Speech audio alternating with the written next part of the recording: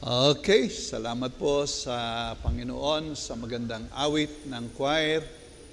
Sa assurance ng ating Panginoong Diyos ay hindi tayo pinababayaan. Amen po ba mga kapatid? So palagi po siyang nandiriyan. Hindi niya tayo kailanman pinababayaan ni saglit man lang kasama natin ang ating Panginoon. At muli po ay magandang umaga po sa ating lahat. Okay, kayo ho ba'y nakainom ng kaunting ulan kahapon? Naalala ko po yung mga matatanda. No, yan daw unang ulan ng Mayo ay magaling na gamot. Yan po yung mga matanda nung una. Pero naalala ko po nung ako'y nasa San Juan, sa Manila, unang ulan. Ang daladala ko pong sasakyan ay puti. Ay nung ako po'y lumabas, tinignan ko yung sasakyan namin ay kulay brown ang kulay. Dahil sa dumi ng alapaap. Okay? So, salamat po. Mga kapatid, magandang umaga sa ating lahat. Ako na lang ho ang mag-iingay. Ako na lang ho at tayo'y dadako na po sa pag-aaral ng salita ng Diyos. At salamat po sa mga bisita po natin. Sino po yung ating bisita ngayon dito? Kayo po ay nakarating na muli. Pakitaas nga po ng kamay. Na yung ating mga taga-San Jose yata, salamat po muli sa inyo. Okay? Purihin po ang Panginoon na palagi kayo nakakarating. Meron pa po ba tayong bisita rito sa ating right side? Wala? Wala? Okay, sa taas, may bisita ba riyan? Wala. Ayos ba ang aircon nyo riyan? Ayos ba? Ayos. Itong aircon daw natin dito, hindi daw nalamig. Tama nga baga? Okay naman. Parang dinig ko hindi daw yata nalamig diyan. Baka kayo ba'y nagbibigay ng offering, pambayad sa kuryente riyan? Okay. Biro lang po naman. So tayo po ay dadako na po sa pag-aaral ng salita ng Diyos. At tayo po ay nasa sa ikatlong linggo na po ng ating buwan. At ang atin pong pinag-uusapan ay tungkol pa rin sa huling panahon. At salamat po, ang ating banal na kasulatan ay hindi niya alaman ang mga bagay-bagay. Sa totoo, dito po tayo kumukuha ng mga kaalaman na atin pong ipinapahayag sa ating kalagitnaan upang tayo po ay mabigyan po ng paalaala at pagtuturo at maging handa po tayo sa bahaging yan ng atin pong buhay. Ayos ba ang sound natin? Ayos ba? Hindi ba mahina? Mahina ng kaunti. Palakas daw po ng kaunti ang sound natin. Okay, so tayo po ay mag-aaral ng salita ng Diyos. At bilang pastor, palagi ko pong iniisip, ano ba yung aking ibabahagi na related po sa ating pinag-uusapan. At ngayon po ay dito po tayo sa aklat ng Jude, Judas. Okay? Do sa mga hindi nakakaalam, ito pong Judas dito, sa Tagalog, parang masakit sa tainga, Pero sa English ay maganda naman, Jude. Hindi po ito yung Judas na naghudas sa Panginoon. Kaya ko po nililinaw, meron pong kapatid ang ating Panginoon sa laman na Jude. At ito po'y kanyang kapatid sa laman.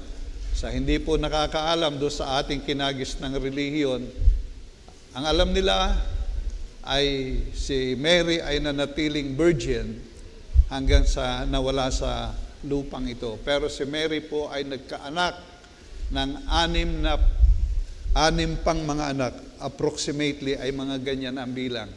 Kung gusto niyo makita, ayan po sa aklat ng Mark chapter 6, Isa po yan sa mga talata na mayroon pa pong mga kapatid ang ating Panginoong Hesus sa laman.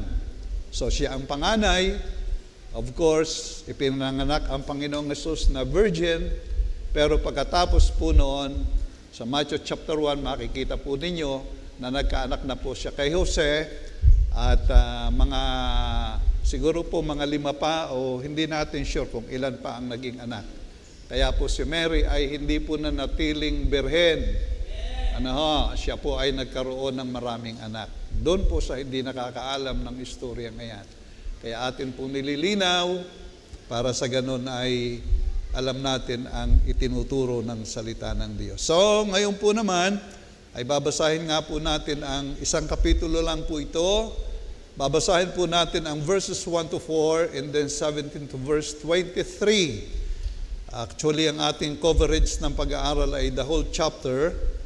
At nais ko pong ating basahin ito para sa ating pag-aaral ay madali nating maunawaan at atin pong maipanalangin ang ating sarili sa ating pag-aaral na gagampanan. So tayo po tumayo at babasahin po natin verses 1 to 4 and then 17 to verse 23. So nandyan na ho ba kayo? Okay. Ako na lang po ang maglalakas ng tinig. Sundan na lang po ninyo sa inyong mga mata sa pagbasa sa una pong talata hanggang sa talatang 4. Ito po ay address sa mga mananampalataya. Ito po ang sabi. Si Judas na alipin ni Jesucristo at kapatid ni Santiago sa mga tinawag na minamahal sa Diyos Ama na iniingatan para kay Jesucristo. Kawaan at kapayapaan at pag-ibig ang sa inyo naway paramihin. Mga minamahal, samantalang ako'y totoong nagsisikap ng pagsulat sa inyo tungkol sa kaligtasan nating lahat, ay napilitan akong sumulat sa inyo na inaaralan kayong makipaglabang masikap dahil sa pananampalataya na ibinigay na minsan at magpakailanman sa mga banal, sapagkat may ilang taong nagsipasok ng lihim, yaong mga itinalaga ng una pa sa kahatulang ito, mga di banal na pinalitan ng kalibugan ang biyaya ng ating Diyos na itinatatwa ang ating iisang guro at Panginoong si Jesucristo. 17 to verse 23. Diyan na po tayo lumukso. Ngunit kayo mga minamahal ay alalahanin ninyo ang mga salitang nang unay sinabi ng mga apostol ng ating Panginoong Jesucristo, kung paanong sinabi niya, magkakaroon ng mga manunuya sa huling panahon na magsisilakad ayon sa kanilang masasamang pita. Ang mga ito ang nagsisigawa ng paghiwalay, malalayaw at walang taglay na espiritu. Ngunit kayo, mga minamahal, papagtibayin ninyo ang inyong sarili sa inyong lubhang banal na pananampalataya na manalangin sa Espiritu Santo, na magsipanatili kayo sa pag-ibig sa Diyos, na inyong asahan ang awa ng ating Panginoong Jesucristo sa ikabubuhay na walang hanggan.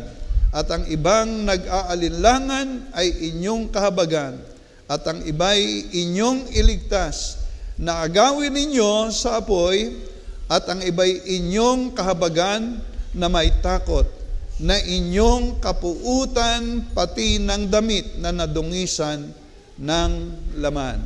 Pagpalain po ng Diyos ang kanyang salita. Tayo muna po'y manalangin. Aming Diyos, aming Ama, salamat po sa inyo na kami nga po ay nandirito sa inyo pong bahay-sambahan, na sumasamba nga po kami sa iyo sa Espiritu at sa katotohanan, na kung saan bahagi po ng aming pagsamba ay ang pag-aaral din po ng inyong banal na salita.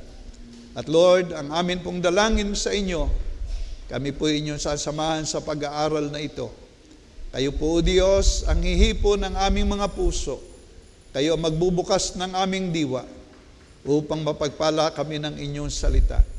At gayon din po, Panginoon, sa inyo rin po ako humingi po ng biyayang karunungan, kahusayan, kapangyarihan mula sa inyong Santong Espiritu upang kami nga po, O Diyos, ay samahan sa pag-aaral.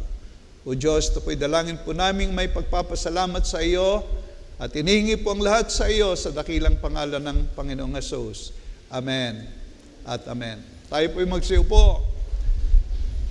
So, purihin nga po ang Panginoon na tayo po ay nandito sa Kanyang bahay-sambahan at tayo nga po ay sumasamba sa Kanya sa Espiritu at sa katotohanan. Ang isa po sa binabanggit ng aklat ng Jude ay tungkol po sa pagbabalik ng atin pong Panginoon. Yan po'y makikita ninyo sa verses 14 and 15. Ano ho? Naririyan po, at ang mga ito naman ay hinuluan ni Enoch na sa ikapito sa bilang mula kay Adan na nagsabi, narito dumating ang Panginoon na kasama ng kaniyang mga laksa-laksang anghel upang isagawa ang paghukom sa lahat at upang sumbatan ang lahat ng masama sa lahat ng kanilang mga gawang masasama na kanilang ginagawang may kasamaan sa lahat ng mga bagay mabigat na sinasalita laban sa Kanya namang ng mga makasalanang masasama. So, katulad po ng aking binanggit, isa po sa binabanggit nga po ng aklat na ito ay tungkol sa pagbabalik ng ating Panginoon, na kung saan habang lumalapit po ang panahong yaon ay makikita po natin at nakikita na po natin ang mga kaganapan na hindi po kalugod-lugod sa Panginoon. So yan po yung makikita natin sa ngayon, yung kaguluhan ng ating pong daigdig. Katulad po ng ating nararanasan sa ngayon.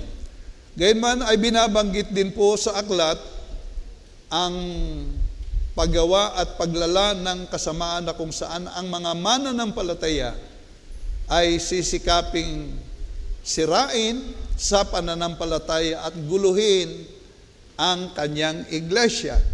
Katulad po ng binabanggit sa talatang 3 at 4, no? Sabi po ni Jude, ako'y napilitang sumulat sa inyo sapagkat may mga taong pumasok ng lihim. Sabi po ng verse 4, nagsipasok ng lihim yaong mga itinalaga ng una pa sa kahatulang ito, mga di banal na pinalitan ng kalibugan ang biyaya ng ating Diyos na itatatwa ang ating iisang guro at Panginoong si Jesucristo. So naririyan po yung binabanggit ng talata para guluhin po ang church, sirain ang ating pananampalataya. So yan po yung nagaganap at nagaganap na mula pa nung una hanggang ngayon.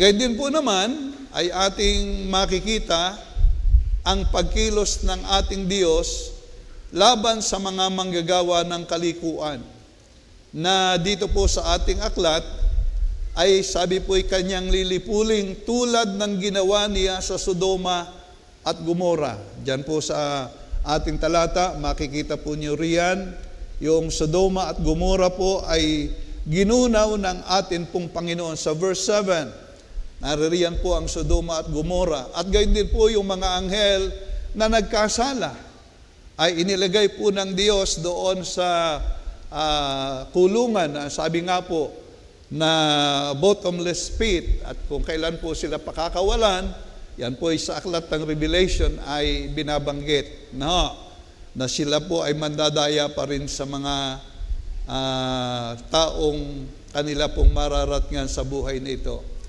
Ngunit sa kabila pong panig ay nandiriyan po ang hamon. sa ating mga mananampalataya na tayo po ay masumpungan na karapat-dapat sa pagbabalik ng Panginoon. Yan po yung nilalaman dito po sa aklat. At yan po ang magandang atin pong magampanan sa ating buhay. Babalik ang Panginoon at ang nais ng Panginoon ay masumpungan tayo na nanduroon sa atin pong marapat na pamumuhay bilang kanyang mga anak. Kaya nga po ang sabi ng talata, mga minamahal, samantalang ako'y totoong nagsisikap ng pagsulat sa inyo tungkol sa kaligtasan nating lahat, ay napilitan akong sumulat sa inyo na inaaralan kayong makipaglabang masikap dahil sa pananampalataya na ibinigay na minsan magpakailanman sa mga banal. So napakalinaw po yung naisin ng lingkod na ito ng Panginoon na si Jude. Na masumpungan tayo sa pagpapakabanal. Masumpungan tayo sa kalagayan na maayos ang ating buhay sa Panginoon. Na kung mayroon mang mga ganyang sinasabing mga pumapasok ng lihim, dadayain tayo, ang sabi riyan ay magsikap tayo, ipaglabang masikap, makipaglabang masikap dahil sa pananampalataya na ibinigay na minsan at magpakilanman. Hindi po kalooban ng Diyos ng sino mang Kristiyano ay mahila ng mundong ito. Hindi po yan kagustuhan ng Panginoon. Hindi po yan naisin ng Panginoon. Pero, kung hindi po natin makikita ang mga instructions at yung mga marapat nating gagawin, baka tayo ay mahila. Katulad nga po diyan ng halimbawang pinakita, yung mga anghel, kagabi nga po iniisip ko, yung mga anghel naroroon sa kalagayang wala namang kasalanan in the first place. Pero, hindi nila iningatan ang kanilang sarili. Nabulid sila sa pagkakasala at naging demonyo at lumaban sa Diyos. Ngayon din po yung warning sa atin, hindi naman ang ibig sabihin ay mawawala ang ating kaligtasan, but kung hindi po tayo magiging careful, ay maaapektuhan din po yung kagandahan ng ating pananampalataya. Ang atin pong kaligtasan ay secured na magpakailanman, hindi po nawawala. Hindi po tulad ng mga aral ng iba na nawawala ang kaligtasan. Si Soriano po, ang turo niyan ay nawawala ang kaligtasan. Yung iba pong mga Pentecostal group, ganyan din po ang turo. Pag ikay nagkasala ay wala na, mawawala ang kaligtasan mo. But praise the Lord, ang kalamang ibinigay po sa atin ay hindi po ganon. Ang sabi ng John 3:16, pag ikaw ay sumampalataya, buhay na walang hanggan ang iyong makakamtan. Hindi po buhay na installment, hindi po putol-putol, kundi walang hanggan. Ang sabi ng John 10:28, wala nang sino man makakaagaw sa inyo sa kamay ng Ama. At sa kamay ng anak. Okay, nanduroon po yung ating security. Ngunit, ang nais po nating makita ay maratngan po tayo na tayo po ay nasa maayos na kalagayan ng atin pong buhay pananampalataya. Kaya nga po ang ating paksa ng pag-aaral, the right attitude of the Christians while waiting for Christ's coming. Ang tamang asal ng mga Kristiyano habang naghihintay sa pagbabalik ng Panginoon. So mga kapatid, kumusta po kayo? Kumusta po tayo? Okay? Yan po yung ating tanong sa bawat isa. Kumusta tayo bilang mga mananampalataya ng Panginoon? Yamang ang Panginoon ay hindi pa bumabalik. So, ano po baga ang kinakailangan po nating magampanan? Ano po yung kinakailangan natin dahil sa ating nga pong pag-aaral ay yung right attitude na tayo po habang naghahantay sa Panginoon ay maratngan tayong nasa kaayusan. Paano ba natin makikip yung katotohanan iyon? Ano yung kinakailangang makita sa atin bilang mga lingkod ng Diyos? Okay? Mula po diyan sa kapitulong yan, isang kapitulo lang naman, ay doon po natin kukunin ang 4 nating puntos na sinasabi po ng banal na kasulatan. Na sana po'y makita sa atin na ito po'y kalooban ng Diyos sa atin bilang mga anak ng Diyos. Una po, diyan po sa ating talata, ano ba yung binabanggit? Ito po yung sabi ng verse number 3 na nabanggit na po natin. Sabi po ng verse 3, basahin po natin sa English, Beloved, when I gave all diligence to write unto you of the common salvation, it was needful for me to write unto you and to exhort you that ye should earnestly contend for the faith which was once delivered unto the saints. Ano po ba yung magandang makita sa atin? Ano ba yung right attitude bilang tayo po ay naghihintay sa pagbabalik ng Panginoon? Ano yung magandang kalagayan natin? Ito po yung una mula po sa verse na yan, na tayo po ay nakikipaglaban, contending for the faith position. Okay. Na tayo po ay nakikipaglaban sa ating pananampalataya, sa posisyon ng ating pananampalataya. Meron tayong pananampalataya eh. Di ba ga? Napakaraming pananampalataya sa mundong ito. Merong pananampalataya ang Islam, merong pananampalataya ang mga Jehovah Witnesses, naririyan ang Mormons at ang grupo sa umbrella ng Christianity. Naririyan po ang napakaraming mga sinasabing uri ng mga turo pananampalataya. Ngunit bilang mga tayo po'y anak ng Diyos, alam natin ang ating pananampalatayang pinanghahawakan. Tama? Alam ho ba ninyo? Yung inyong pananampalatayang Baptist na pinanghahawakan. Amen? Ngayon, sapagkat ito'y ating nalalaman, ano po ang instruction? As stated in verse number 3, sabi po ng ating talata, I earnestly, ano sabi rito? I exhort you that you should earnestly contend for the faith. Inyong ipaglaban ang pananampalatayang yan. Anong ibig sabihin? Na ito po ay ingatan po nating nasa tamang kaayusan. No? Ibig sabihin, huwag po nating babaguhin yung doktrina ng banal na kasulatan.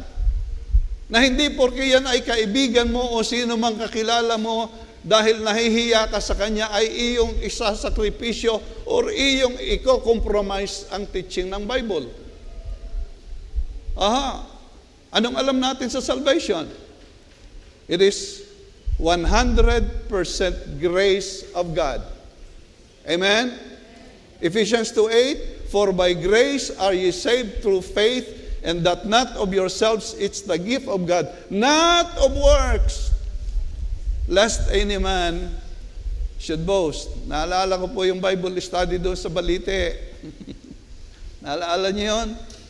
Pinagharap po natin ng Ephesians 2:8 and 9 at saka Santiago 2:14. Yung isa, for by grace are you saved through faith, and that not of yourselves, it's the gift of God. Doon sa James, anong sabi ron? Faith without work is dead. Pinagharap natin, anong sabi ng iba? No? Ay magkakontra yan. No? Ay alin din ang sala? Alin ang sala riyan? So, alam niyo mga kapatid, sabi nga po, merong proper understanding, application, and we ought to improve ourselves sa aral ng banal na kasulatan. Maging sa salvation natin, minsan tayo nagkakaroon ng diskusyon. Paano ka ba nakarating sa pananampalataya? Of course, mayroong Word of God, but though mayroong Word of God, hindi ka maliligtas kung wala ang pagkilos ng banal na Espiritu. It is not through your good works. But you will understand spiritual things through the working of the Holy Spirit. Amen? Very clear yan sa 1 Corinthians chapter 2. Kaya po ang sabi, ating ipaglaban ang ating ang posisyon natin sa pananampalataya. Amen po? Nakakalungkot po na maraming Kristiyano po ngayon, for the sake ng friendship, ay ikinokompromise yung doktrina. Sana po huwag dumating sa atin yung bagay na yun. Amen? Pag kinompromise mo ang doktrina mo, paano yung taong iyon ay yung kinakausap? Naalala ko nung kami pumunta sa Samar, yung Matthew chapter 7, 21 to 23. Hindi ang bawat isang nagsasabi, Panginoon, Panginoon ay papasok sa kaharian ng langit, kundi ang gumaganap ng kalooban ng Diyos na nasa langit. Na magsasabi ika sa akin sa araw na yon, Panginoon, Panginoon, nagpalayas kami ng mga demonyo, sa pangalan mo nagsigawa kami ng gawang makapangyarihan. Ayan ika ang kalooban ng Diyos. Pero hindi nila binasa yung verse 23. Ang sabi ng verse 23, kung makagay ipapahayag ko sa kanila, magsilayo kayo sa akin, kayong manggagawa ng katampalasanan. Kung inyo pong iintindihin yung verse 22, ang ganda ng ginawa, nangaral sa pangalan ng Panginoong Hesus, nagpalayas ng demonyo, gumawa ng gawang makapangyarihan. Pagkatapos sa verse 23, nireject ng Panginoon. Why? Dahil ang kanilang inaasana yung kanilang good works. Hindi yung ginawa ng Panginoon. Alam po ninyo, sa atin, ang ating teaching sa kaligtasan ay faith and faith alone, plus nothing, minus nothing. And good works ay ito'y bunga lamang ng ating pananampalataya. Hindi po yan karagdagan sa pananampalataya. Hindi po yan dagdag upang ikaw ay maligtas. Yan po ay bunga. At doon sa iyong magandang ginagawa, according sa 1 Corinthians chapter 3, meron kang gantimpala doon sa 7 years, 1,000 years reign of Christ. Kung ikaw ay nagkaroon ng sinasabing yung kanyang yung mga requirements doon, meron kang gantimpala. Pero hindi po ang kaligtasan ay gantimpala. Ang kaligtasan po ay gift of God. Amen? Kaya nga po ang sabi rito, mayroong papasok ng lihim. Pero ang sabi, contend for that faith. Iyong ipaglaban. Mga kapatid, habang hindi pa po nadating ang Panginoon, sana po taglay natin ang espiritong iyon na atin pong ipinakikipaglaban ng ating pananampalataya to keep it strong, powerful, and meaningful sa ating buhay. Amen? Pag binasa po ninyo ang Hebrews chapter 10 verse 37, 38, and Hebrews chapter 11, tingnan po natin ang sabi ng talata. Hebrews chapter 10 verses 37 to 39. Ang sabi po ng talata, sapagkat sa madaling panahon, siya'y pumaparito ay darating at hindi magluluwat. Ngunit ang aking lingkod na matuwid ay mabubuhay sa pananampalataya, at kung siya ay umurong ay hindi kalulugdan ng aking kaluluwa. Ngunit tayo'y hindi doon sa mga nagsisibalik sa kapahamakan, kundi doon sa mga may pananampalataya sa ikaliligtas ng kaluluwa. Hindi daw tayo doon sa mga umuurong. Amen? O nasimba na kayo ngayon, nagpupunta na kayo rito. Ngayon tayo nagpupuri na sa Panginoon. No, pahirap ang ating buhay. Okay? Ano kaya, pagka mahirap na ang buhay, makakasimba pa rin tayo?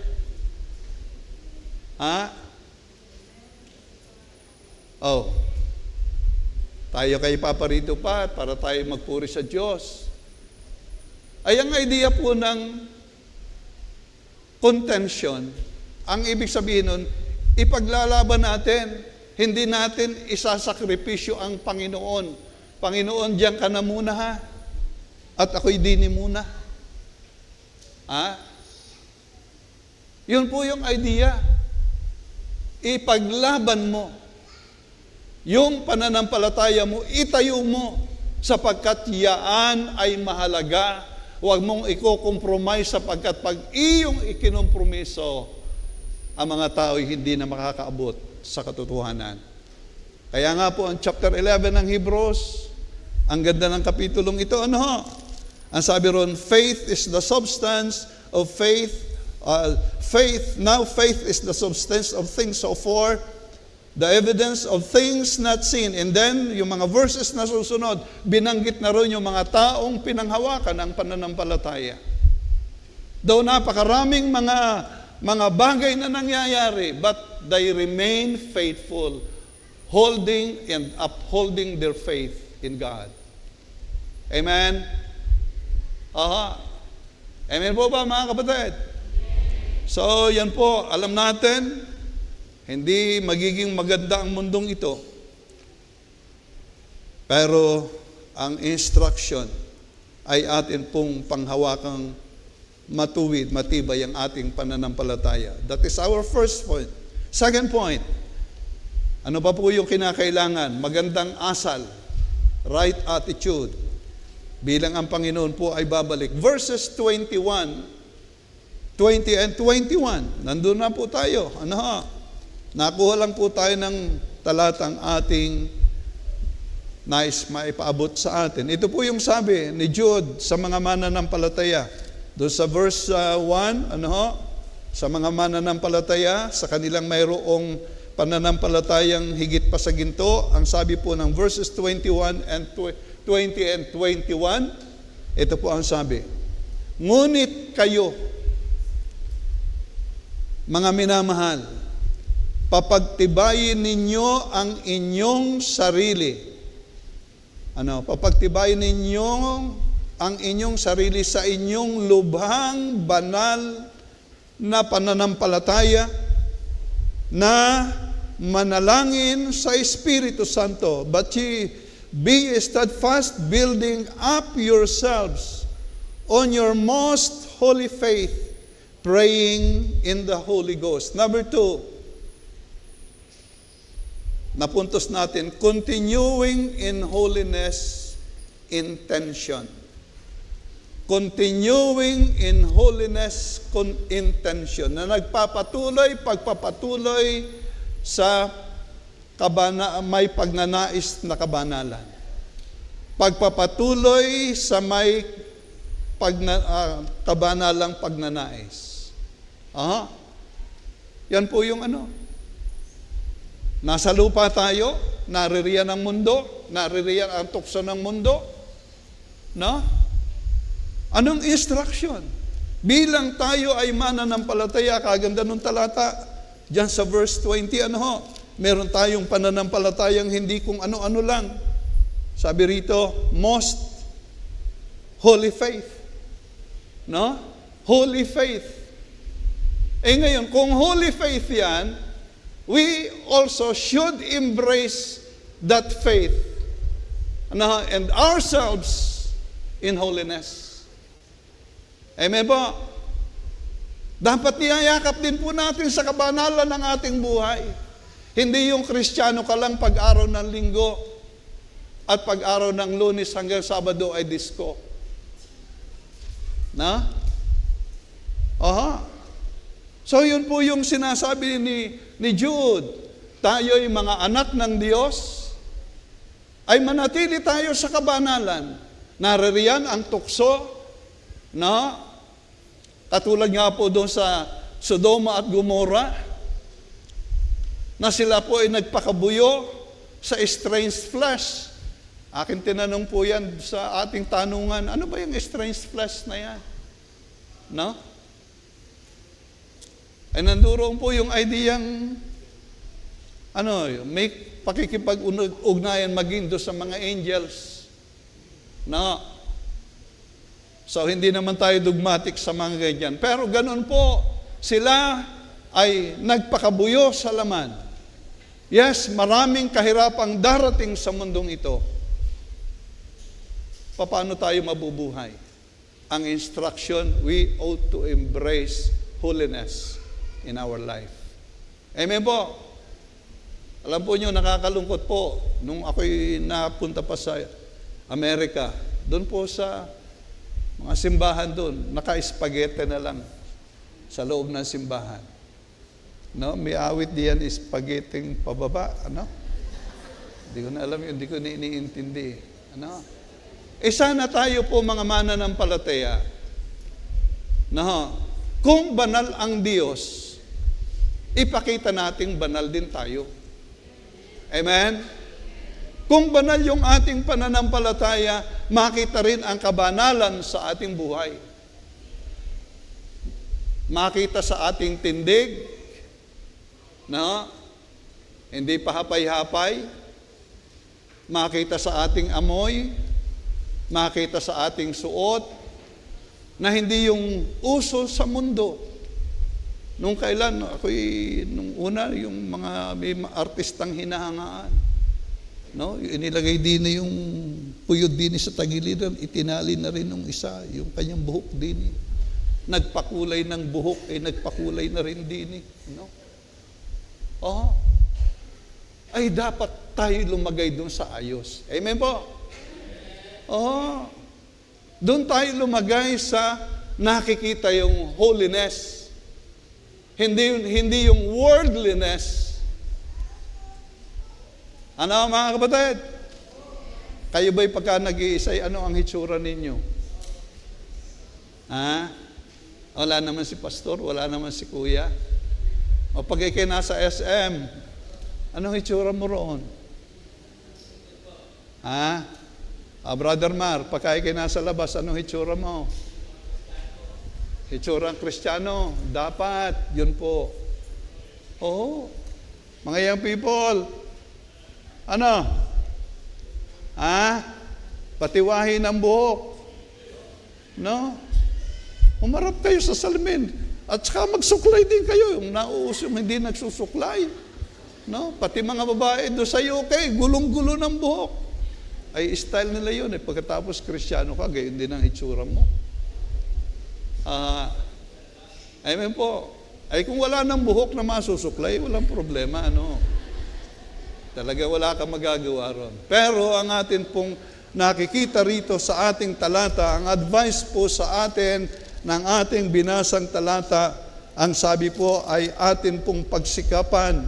Ngunit kayo mga minamahal, papagtibayin ninyo ang inyong sarili sa inyong lubhang banal na pananampalataya, na manalangin sa Espiritu, na magsipanatili kayo sa pag-ibig sa Diyos, na inyong asahan ang awa ng ating Panginoong sa ikabubuhay na walang hanggan.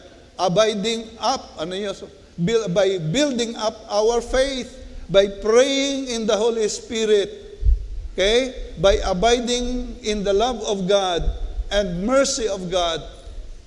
Yun po yung dapat makitang holiness sa atin. Hindi naman, porque hindi ka na naimik, holy ka na. No? Makita sa buhay mo. Nagpe-pray ka ba sa mga kapatiran? Iniingatan mo ba yung patutuo mo? Yes, mga kapatid. At salamat po. Babalik ang Panginoon, magiging worse ang kondisyon ng mundong ito. Pero ang instruction sa atin sa verse, ingatan natin yung ating pananampalataya sa kabanalan. Amen? Yung intention natin ay palaging maganda. Okay? Huwag nating hayaang mahila tayo ng mundo. Palagi nating pagsikapang nasa maganda ang ating pananampalataya. Okay? So, yan po yung nakikita natin. And then verses 22 and 23. Diyan lang naman tayo nagbibigay ng ating pag-aaral. 22 and 23. Anong sabi? At ang ibang nag-aalilangan ay inyong kahabagan. At ang iba'y inyong iligtas na agawin ninyo sa apoy, at ang iba'y inyong kahabagan na may takot, na inyong kapuutan pati ng damit na nadungisan ng laman. So, pangatlo po, ano po yung tamang attitude habang tayo po'y naghihintay sa pagbabalik ng Panginoon? Pangatlo po ay compassion for the fallen people. Ano ha? Compassion for the fallen. Doon sa mga napapahamak. Ay sa totoo po mga kapatid, kung ating titingnan, ganong karami ng unsaved? Sa Malitam, naroon po kami kahapon. Pumasok kami sa eskinitang ganito lang. Ang daming bahay sa loob. Kinausap po namin yung isang babae roon na dati binabible study ng ibang grupo. Sinira natin at tumanggap sa Panginoon. Napakarami. At ako'y namigay ng tracts doon sa iba. Binigyan ko, sinauli sa akin, hindi ko kami natanggap niyan. No? At yun ang nature ng tao. They don't want spiritual things. Pero ganong karaming tao? Dito lang sa Batangas. Napakarami po.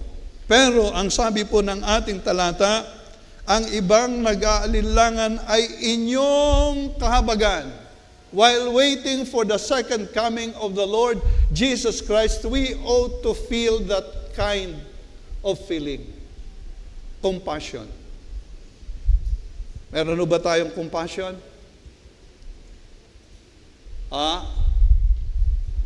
Alam niyo mga kapatid, nakakalungkot po, pero ito ang katotohanan. Ang focus po natin sa ating buhay ay sarili lang. Sarili lang. Pasimula nun tayo magkaroon ng lakas, wala tayong iniisip kundi ang sarili. Pero mga kapatid, ang sabi rito, magkaroon ng compassion tayo. Amen? Upang yung mga napapahamak na yon ay maabot natin. Sino bang aabot sa kanila? Sino mangangaral sa kanila? At anong ipapangaral nila? Maling doktrina. Pero tayo po nagkaroon ng kamalayan sa Panginoon. Dapat meron tayong ganyang kalooban. Amen po? Tayo, ang focus natin, sarili lang. Gusto kong kumita ng marami. Gusto kong kumita ng marami. No. Hanggang wala nang mapaglagyan. Parang yung rich fool doon sa Book of Luke. Kaluluwa ko, marami ka ng pag-aari nakakamalig. No? Anong gagawin ko? Gigibain ko ito at gagawa ko ng malaki at ilalagay ko pa rin ng marami ko pang kayamanan. Yan po ang likas ng mundong ito. Pero mga kapatid, ang kinakailangan po'y compassion. Kaya nga po, palagi tayo naghahamon, sumama kayo sa visitation. Kahapon meron kaming meeting dito, anong aming pinag-usapan? Na tayo pong lahat sana ay magkaroon ng pagkakataon, hindi araw ng linggo. Sa weekdays na yan, saan kaya tayo magkakaroon ng pagkakaisa-isa na tayo ay mag-aaral gumawa ng Bible lesson? Na lahat, para sa iyong kapitbahay, masiran mo ng Word of God. Sa iyong kasama sa bahay, masiran mo, paano ba ako mag-share ng Word of God? Yun po yung sinabi ko kahapon.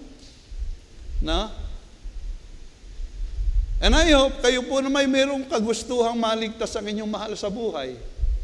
Tama? Sino ang gusto maligtas yung lahat ng kamag-anak niya? Okay? Yung iba hindi nagtataas. No? Pero for sure, gusto nating maligtas. Ay sino bagang aabot diyan? Ay kung tayong lahat baga ay nag-aaral. No? For God so loved the world that He gave His only begotten Son, that whosoever believeth in Him should not perish, but have everlasting life. Paano ko baga lalagyan ito ng pamagat? No? For God so loved the world, God the greatest lover, the greatest number, the greatest offering. Ayun, i-share mo na yun. Oh, mag-share ka sa mga tao. Anong i-share mo? Baka ay may daladalang aryo ang, ano yun, mga gamot na andala mo. No, hindi mo ma-share ang Word of God. Ano? Inaalaala ko po yung ating isang kapatid. Meron dala-dala siyang tinda, pero pagka hindi tinanggap, pero siyang dalang tracts, areo libre, basahin ninyo. Alaman mo ba mag-share sa tao na siya isang taong makasalanan? Alaman mo ba kung saan talata yung kukunin? Alaman mo ba yung kaparusahan doon? Ay di pag-aaralan mo, i-share mo sa iyong tatay kung hindi paligtas, sa iyong inay, sa iyong kapatid. Huwag mo nang antayin si pastor. Si worker. Kaya po mga kapatid, ito'y sinasabi ko sa inyo. Sino ang gustong matutong makagawa ng lesson? Meron ho ba? Wala? Oo. Sa weekdays, pumili kayo ng araw. Mag-usap-usap kayo. Naririyan si Brother Angel, mga worker. No, tutulong yan sa paghahanda ng aralin para maituro sa atin tayo makapag-share ng Word of God. Amen? Baka hina eh. Gusto gahon yung mapahamak ng inyong mahal sa buhay? Ay bakit kayo hagyan ng na-amen? Namura pa. No? Siya nga mga kapatid. No? Alam po ninyo, nung ako'y magsuko ng buhay, 16 years old, nung ako'y tinanong sa youth camp, bakit mo isinusuko ang iyong sarili sa Panginoon? Dahil ang daming mga taong walang pagkakilala. No? Buhat nun hanggang ngayon, ito nababanggit ko na rito, ilang beses na.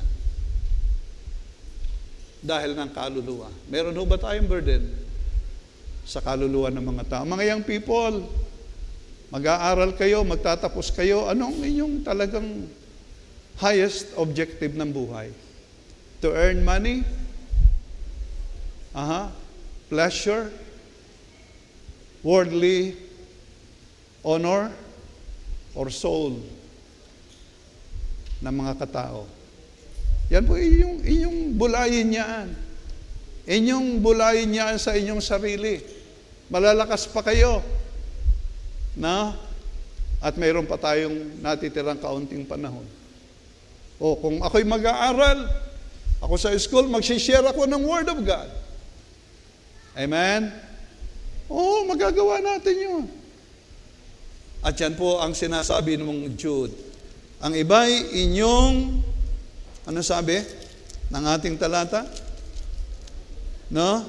Ang ibang nag-aalilangan ay inyong kahabagan at ang iba'y inyong iligtas na agawin ninyo sa apoy at ang iba'y inyong kahabagan na may takot, kahabagang may takot, na inyong kapuutan pati ng damit na nadungisan ng laman. Inyong bulayin yung salita. Hindi po simpleng pangungusap. No? Inyong kahabagan ang iba. No? Well, kailangan natin yung mga material things, pero hindi hanggang doon lang tayo. Kinakailangan dalang ating kalooban ang pag-ibig sa kaluluwa. Gising pa po ba kayo? May pag-ibig po ba yung puso ninyo sa kaluluwa ng mga tao? Sana nga po, isang araw aayain ko po kayo mag-visitation tayo sa Batangas. Amen? Oo, sana nga po, yung tayo hikap diyan. No? May kanya-kanya tayong lugar na pupuntahan. No? Yung iba, pumunta pa nga. Saan kayo, Sister Bilin, pumunta? Tatanduanes. No? Pinuntahan ng ating ilang mga kapatid. Itong Batangas City, kahabagan natin. Ilan ang Kristiyano rito? Bagaman ang akala nila sila'y Kristiyano dahil sila'y nabinyagan. No. Ang Kristiyano po yung may Kristo sa puso at tiyak niyang siya ay palangit sapagkat tinanggap niya ang Panginoong Hesus. Yun po yung tunay na Kristiyano ng Bible. Ay gaanong karami ng tao rito kung hindi tayo magkakaroon ng kahabagan. Amen? So yan po yung pangatlo na attitude na marapat pong makita sa atin. Ano nga po yung una? Anong attitude? Nakikipaglaban sa ating posisyon ng pananampalataya. Pangalawa, patuloy sa kabanalan na layunin ng ating buhay. Pangatlo, kahabagan sa mga napapahamak ang kalagayan. And then the last, sa verses 24 and 25, ano po ang sabi rito? Ngayon, doon sa makapag-iingat sa inyo mula sa pagkatisod at sa inyo'y makapaghaharap na walang kapintasan na may malaking galak sa harapan ng kaniyang kaluwalhatian sa iisang Diyos na ating tagapagligtas sa pamamagitan ni Jesucristo na ating Panginoon ay sumakanya nawa ang kaluwalhatian, ang karangalan, ang paghahari at ang kapangyarihan at ang sa kauna-unahang panahon at ngayon at magpakailanman siya nawa. Pangapat po, na dapat makita sa ating attitude bilang Kristiyano, confidence in God's powerful protection. Pagtitiwala sa makapangyarihang protection ng Diyos. Okay? Yun po yung sinasabi rito sa ating talata. Sabi ni Jude, no? Ngayon doon sa makapag-iingat sa inyo mula sa pagkatisod. Ay sino bagang makakapag-ingat sa atin ng lubos? Hindi tayo maiingatan ng ating pera katulad ng pag-iingat ng Panginoon. No? Ang Panginoon po ang makakapag-ingat sa atin sa napakaraming mga panganib ng buhay. So yun po yung ating asahan. Panginoon, ako po'y sa iyo nagtitiwala. Ako po'y gagawa ng gawain mo, gagawin ko yung gawain ko, pero ang aking full confidence ay hindi sa aking sarili, kundi sa iyo, Panginoong Diyos. Oo, sa lahat ng bagay, maging sa anuman yan, ang Panginoon ang ating aasahan. Okay?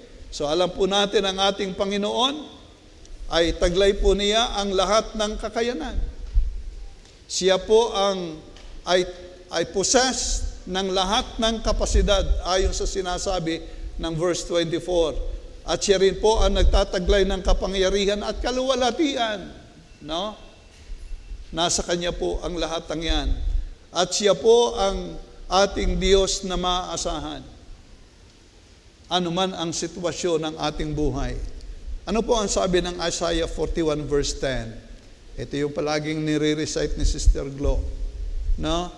Fear not, sabi sa Israel, at sinasabi rin po sa atin, at maganda po na ito'y ating nabubulay, na alaala tungkol sa pangako ng Diyos. Ano po ang sabi? Huwag kang matakot sapagkat ako'y sumasa iyo. Huwag kang manglupaypay sapagkat ako'y iyong Diyos. Aking palalakasin ka. Oo, aking tutulungan ka.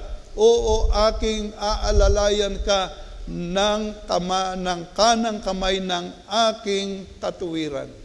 Yan po yung sabi. Fear thou not, for I am with thee. Be not dismayed, for I am thy God. I will strengthen thee. Yea, I will help thee. Yea, I will uphold thee with the right hand of my righteousness. Mga kapatid, nandiriyan po. No? Babalik ang Panginoon. Maraming mangyayaring mga kaguluhan pa, pahirapan ng pahirap. Pero ang sabi ng Panginoon, fear not. Mga kapatid. So, ang attitude po na marapat po sa atin, we are putting our full confidence in God na siya talaga yung ating inaasahang maggagawa ng lahat ng mga biyaya, no? Sa ating buhay. Salamat po sa Panginoon sa kanyang salita. At sana po yan ang makita sa atin. While waiting, habang ang Panginoon na hindi pa dumarating, naririyan, ipinaglalaban natin ang ating pananampalataya, naririyan, iyayakap natin ang kabanalan, naririyan ang kahabagan sa ating mga puso, at naririyan ang ating lubos na pagtitiwala sa ating Panginoong Diyos. So sana nga po mga kapatid, yan po yung ating yakapin sa ating buhay. Lord, I know darating po kayo. And Lord, I pray, help me to be able to uphold all those things in my life. I want to be ready. Kung ikaw ay dumating, Lord, nais ko pong makita mo ako sa kalagayang ito. Yan ba ang ating panalangin? Yan ba ang kagustuhan natin? Yan po ang magandang mangyari sa ating buhay. Tayo po'y manalangin. Let's pray. Dakila po namin Diyos, aming Ama, kami po'y nagpapasalamat po sa iyo. Dahil sa inyo pong mga pagtuturo sa amin, na nandiriyan po sa iyong banal na salita. Tunay, Panginoon, ito po ang ninanais mo na mangyari sa aming buhay. At aming Panginoon, tulungan mo po kami. Kayo nakakakita ng kalagayan po namin. Kung paano kami nabubuhay. Kung paano po kami naghahangad. But Lord, mayroon po kayong clear instruction bilang inyong mga anak. Nakikita mo po, Panginoon, ang kalagayan po namin. Kami po, Diyos, patuloy mo pong kausapin. Patuloy mo kaming turuan. At amin makita ang dapat po namin gagawin ayon sa iyong kalooban. Habang tayo po'y nakatungo, nakapikit po ang ating mga mata. Ang aming namahal, sa aming mga kaibigan, hindi ko alam kung sino kayo. Kung hindi mo patiyak ang kaligtasan ng iyong kaluluwa, the only hope is in Jesus Christ. Sabi ng Panginoon, John 14 verse 6, I am the way, the truth, and the life. No man can come to the Father but by me. Si Kristo Jesus lang. Sabi ng Acts chapter 4 verses 10 to 12, wala nang ibang pangalan sa silong ng langit na ibinigay sa mga tao na sukat nating ikaligtas, kundi ang Panginoong Jesucristo lamang. Na siya nagdusa doon sa krus ng Kalbaryo na binayaran ng iyong kasalanan. At ang kinakailangan mo lang gawin upang makamtan ang kaligtasan, iyo siyang anyayahan sa iyong puso at sabihin mong, Lord, I know you are my Savior. Kayo ang aking tagapagligtas. Ikaw ay nagdusa sa krus dahil ng kasalanan ko. And this time, Lord, nais kitang tanggapin bilang aking tagapagligtas. Nagsisisi po ako ng aking kasalanan at inaanyahan kita sa aking buhay. Pero po ba magtataas ng kamay? Nagpapahayag ng ganyang katotohanan. Pero po ba? Meron. Sa mga mananampalataya, mayroon tamang asal na sinasabi sa ating pag-aaral. Kumusta yung buhay natin? Kumusta ang buhay mo? Ikaw ba'y possessed ng mga katotohanan iyon? Meron ka bang pagnanais sa mga bagay na iyon? Ngayong umaga, ikaw ang nakakakilala ng iyong sarili. Kung anong nasa isip mo, nasa kalooban mo, but mayroong clear instruction, malinaw na pagtuturo na ating napakinggan. Do you have that prayer in your life? Lord, help me. You know my condition, my thoughts, my will, and help me, O God, na aking magampanan ang mga dapat kong makita bilang anak mo. Meron ka bang ganyang panalangin? Kung meron kang ganyang panalangin, pwede kang tumayo at iyong sabihin sa Panginoong Diyos. Amen. Some more? Yes. Amen. Some more? Lord, tulungan mo po ako na maging useful na anak mo. Magamit mo po ako, Panginoon, sa maraming mga kaluluwa. Yung aking kasangbahay, yung aking mga mahal sa buhay, masyaran ko po ng Word of God. Lord, help me. Yun pong mga hamon sa akin, Lord, how I wish na yung mga bagay na yun ay magampanan ko. And this is your time to pray to God for help. Meron pa po ba? Amen? Some more? Yes. Dakila po namin Diyos. Salamat po ng marami na ngayong umaga ay muli pong aming naibahagi ang iyong salita. Salamat po sa inyo pong pagtuturo. Salamat po sa iyong pagpapaalaala ng marapat na asal namin na inyong mga anak habang kayo ay hinihintay namin sa iyong pagbabalik. Lord, kayo ang nakakakita ng kalagayan ng puso ng bawat isang iyong mga anak. Kung nandoon po sa pusong iyon ang kawalan ng concern sa mga mahal sa buhay, sa mga tao, Lord, nawa po'y kanyang makita ang panawagan ng inyong salita. Tulungan mo po, Panginoong Diyos. At nawa nga po, O Diyos, ang instruction na aming napag-aralan ay maging naisin ang buhay namin. At bigyan mo po ang bawat isa, Panginoon, ng lakas na maisagawa ang iyong kalooban. Aming Panginoon, idinadalangin din po namin ang inyong mga anak na sa ngayon po ay nakatayo, mayroon po silang panalangin. Ano man po ito, ano man ang kanilang naising iyon, kayo, O Diyos, ang magbigay ng biyaya. At nawa nga po ay pagkaloob mo ayon sa iyong banal na kalooban. At aming Panginoon, umaasa po ako na ang inyong salitang ito ay hindi po babalik na walang kabuluhan sa bawat isang nakinig. Ito po aming dalangin, Ama, na may pagpapasalamat sa iyo. Hinihingi po ang lahat sa iyo sa dakilang pangalan ng Panginoong Hesus. Amen at amen. Salamat po at purihin po ang Panginoon.